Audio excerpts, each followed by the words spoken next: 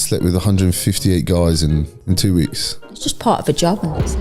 She's saying the quiet part out loud that, oh, we have money now. Well, folks, it's a Friday, and that means it's time to talk about stuff that I don't know about, namely cultural stories. Now, I'll talk about tariff policy. I talked earlier this week about whether the dollar will long remain the world's reserve currency. But the thing I don't know about is the stuff that literally millions of people actually care about and talk about, and that is these big pop culture stories. I've brought on an expert on that. That's our Daily Wire host, Reagan Conrad. Reagan, thanks so much for stopping by. Thank you for having me. First of all, I just have to say that I've worked at this company at Daily Wire for 3 years. Before that, I was a fan of the show. So it is a full circle moment to be on here telling you about pop culture. There's a massive story going viral about an old mommy vlogger. And there's so many ethical implications that come from this story, which is why I wanted to talk to you and your audience about it, because it talks about exploiting children, but also the implications of what family vlogging can do to a family. And it's also important to point out the crazy juxtaposition that happened, because this woman was famous and viral for being this beloved mommy vlogger. She was so happy, so great, painted such a perfect life, until she got arrested for child abuse and has been convicted of child abuse and will remain in jail for 30 plus years. So the story got even wilder because the daughter now has come out and she's an advocate against family vlogging. So she speaks publicly about it all the time. And one of her quotes said, "There is no such thing as a moral or ethical family vlogger." I mean, once you involve the kids in that, I kind of agree with it. Meaning that if you're kind of vlogging about you cooking at night or it's you and how you put the kids to bed or something, that's one thing. But once you start actually involving your kids in the making of this sort of stuff, then you're just a Hollywood mom. And I mean, I've known a lot of Hollywood moms because I used to live in Hollywood and I knew a lot of people who had kids in the industry. And that stuff is always borderline exploitative. There's a reason why Hollywood kids generally end up screwed up adults. And so it's not a real shock that when you take those means of production that used to require an entire studio system in order to make it happen, and then you just give it to everybody, there are going to be a lot of people who exploit their kids for the money. I mean, I think it's a pretty good take, actually. My wife has said, I've mentioned this on the show before, that she at some point wants to write a book titled "I'm a Terrible Mother and So Are You." Because that's actually the reality of being a parent, is that you realize that you fail literally all the time. Yeah. And so the sort of perfect parent that mommy vloggers very often are portraying, the only way you can achieve that is actually through just lying or through exploiting your kid. There's totally almost no way faking to do it. Yeah. Well, Ruby is proof on that, unfortunately. So I want to show you some of these footage first before I get into this, because it's crazy, and I just want you to react to this. So if we could roll the footage on this one. Do you know where your name came from? Grandpa? Of course you know. Grandpa. So tell us who you're named after. Grandpa. Which grandpa? Okay, we're going to try this again. You be a little more talkative here. I am. I'm talking, answering your questions.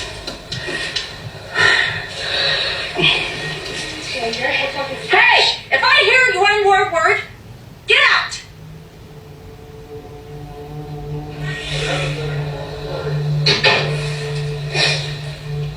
If I'm going to let you, I don't vlog, and if I'm going to spend all my time helping you, you're going to help me too. Be excited to tell them where your name came from, even if you have to fake it.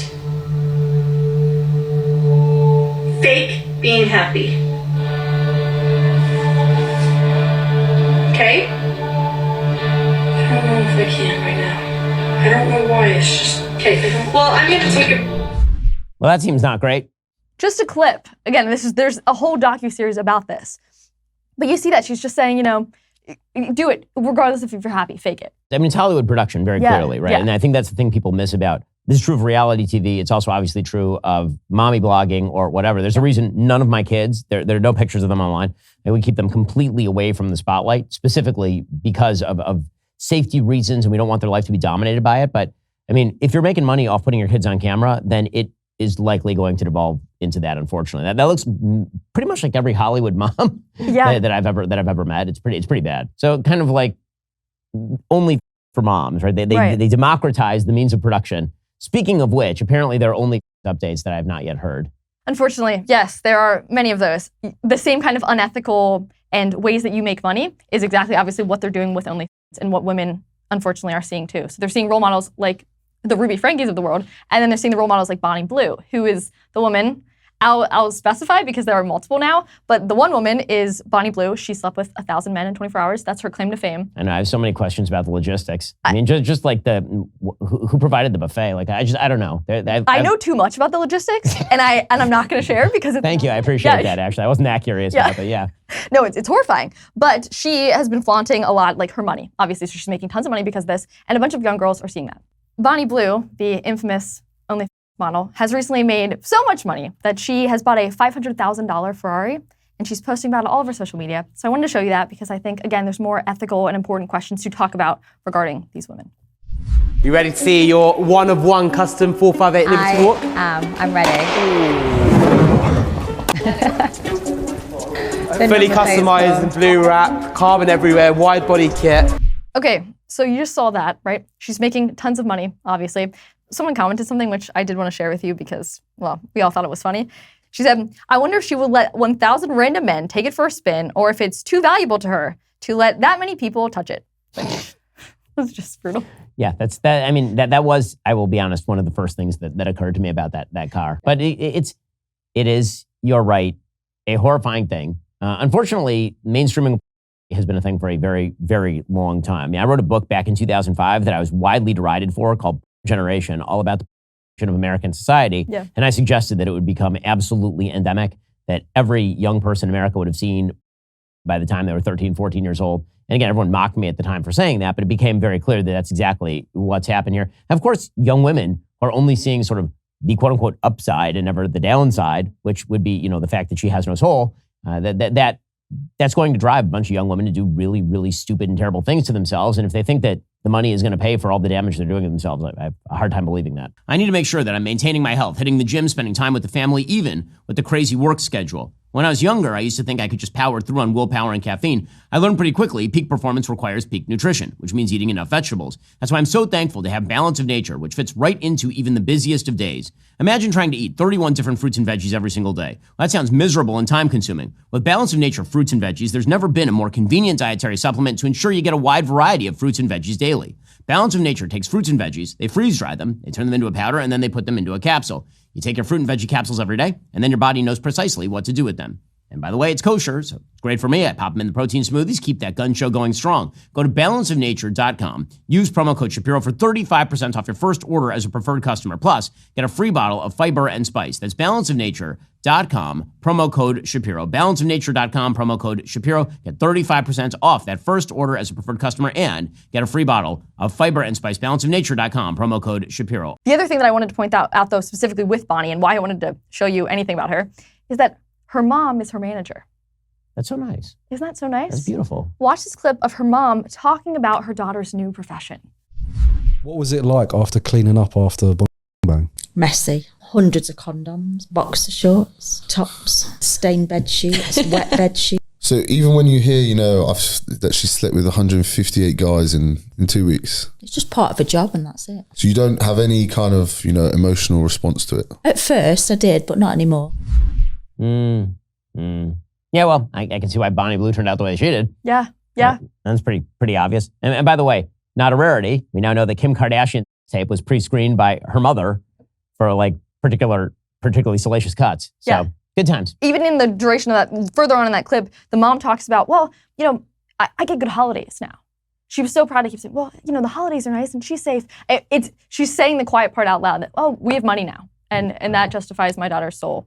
But the other thing that I want to note about these girls, unfortunately, is Lily Phillips announced just yesterday that she's going to old folks' home, specifically elderly care facilities, and meeting her men there, here's a video from that.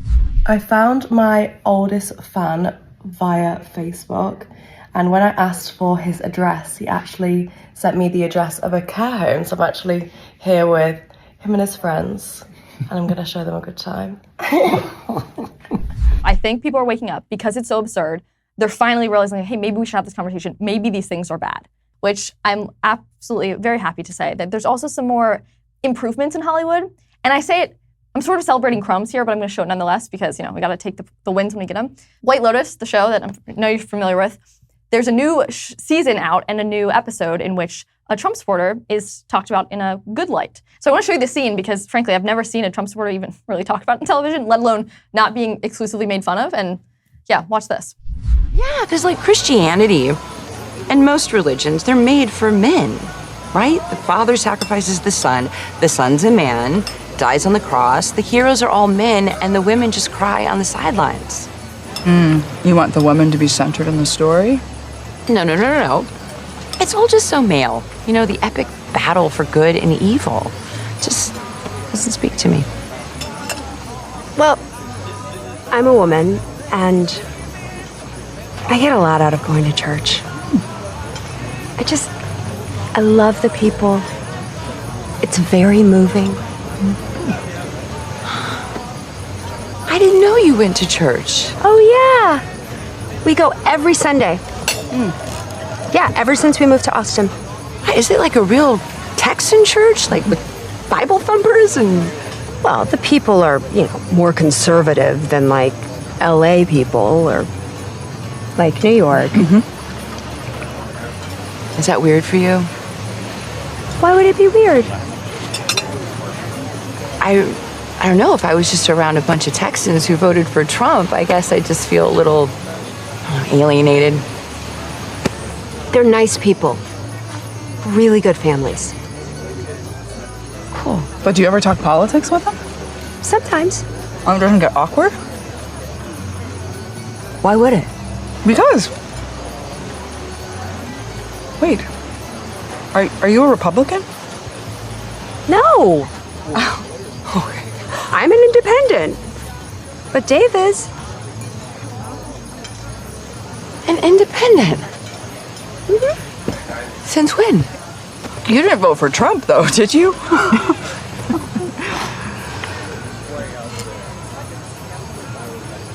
Are we really going to talk about Trump tonight? That's amazing. I mean, White Lotus actually is pretty subversive in this particular way. They take a bunch of liberal values and then they really mock the hell out of them. It doesn't make the show conservative. I mean, the first season is certainly not conservative, but they will definitely mock the living hell out of kind of the pretensions of limousine liberals. And that's really what the show's about. It's about limousine liberals from New York and LA who go on these extraordinarily expensive vacations and just act like horrific human beings, basically. Yeah. I'm wondering, though, if in the future her character will end up being and that makes sense, too. The worst person. I'm giving Hollywood too much credit. Maybe. We'll see. But the other thing that I wanted to show you is from Disney's Pixar. They just released this show, and they talk about Christianity for a bit, which, again, never happens. And so I wanted to show you this as well. First episode of the new Pixar Disney Plus series, Win or Lose, features a character called Lori, the daughter of the team's softball coach who struggles with insecurity. In one of her first scenes in the show, she begins with the words, "Dear Heavenly Father, please give me strength." This is the first Christian character from Disney since their 2007 film, Bridge to Terabithia, in which kids Jesse and Leslie attend church together and discuss religion. I mean, the shocker there is that it took them 20 years, basically, to put another Christian in a kid's movie. And so subtly. But I, as a Christian watching that, I didn't even realize that it had been 20 years. I watched Bridge to Terabithia and wouldn't have thought anything of it at the time. But thinking back that there literally hasn't been anything like that since is crazy to me. Now, that show originally, I believe, was supposed to feature a transgender character, correct? It was, exactly. But they removed that and added this in, which potentially is that a sign of the times changing that they're catching on too. I mean, they better because they have completely failed. I mean, Disney's stock has been just ravaged over the course of the last few years. Their growth trajectory is terrible because they alienated all the parents. Like, they forgot that the people they actually need to cater to are the people like me with 4 kids. We used to be Disney annual pass members in California. We used to go to Disneyland almost twice a month maybe. Yep. We used to take the kids out of school and go. And I have not been back to Disney World now that we're in Florida for several years because of the move that they made into sort of wild social leftism. Do you think there's any world in which they could change course and you'd go back? Yeah, I mean, if they change course, sure. Yeah. Forgiveness is I think a virtue. Yeah. And so if they actually change course and you start to see more of a consistent stream of non-woke nonsense coming from Disney, then absolutely. I mean, I would love nothing better than to take my kids to Disneyland. It's great. Disneyland is wonderful. I mean, it's some of the greatest IP in history. It's going to take a while to earn back trust. Yeah, more than just the crumbs of saying maybe one nice thing for people of faith to actually appreciate. But there was kind of, to end this segment about pop culture, and obviously some negativity with it and the chaos of OnlyFans and all that, there's a new study out about Christianity leveling off and no longer being on decline in America. And I think that that's a sign of potentially the changing times about the perspective of faith and the importance of having faith in a household again, which I found shocking. The headline was from New York Times, and it was a Pew Research study, and they said Christianity's decline in the U.S. appears to have halted, major study shows. That one shocked me because what they pointed out in the article was over the last 20 years, ironically the same time that we're talking about Bridge to Terabithia to this, but it was going down, and now it's stopped for a couple years. It's not going any lower. So maybe that's changing. Well, and as they say, it's young white males who are going back to church. Yep. So I'll take a little credit for that one, guys. I was going to say, yeah, Ben deserves some credit here. I mean, that's huge. And it's, again, young conservative males. Now, the other thing for Gen Z, to give us a little bit of credit, because we don't typically get a lot of credit, we're typically always the ones causing chaos. There's another article that I saw. It said Gen Z is more pro-marriage than millennials and have less casual sex, which is surprising. That's a backlash. There we go. Yeah, so we're redeeming ourselves a little bit, except we still have the Bonnie Blues in our generation. But the study went on to say that in 2004, 78% of people commonly engaged in one-night stands. In 2024, 23% did. So a huge shift. Well, hopefully that results in marriage and not just incelness. That would be the only complicating factor. Also that. But I just thought it was at least something hopeful to end on, of maybe not everything is doom and gloom and the generations can kind of change course. Well, Reagan Conrad, thank you so much for stopping by and informing me on all the things the world actually talks about most of the time. I really appreciate it. Great to see you. You're more than welcome. Great to see you too. Well, that's all for now, folks. Don't forget to like, subscribe, and comment your thoughts down below. Be sure to check out all of the other great content on my channel. I'll see you here next time.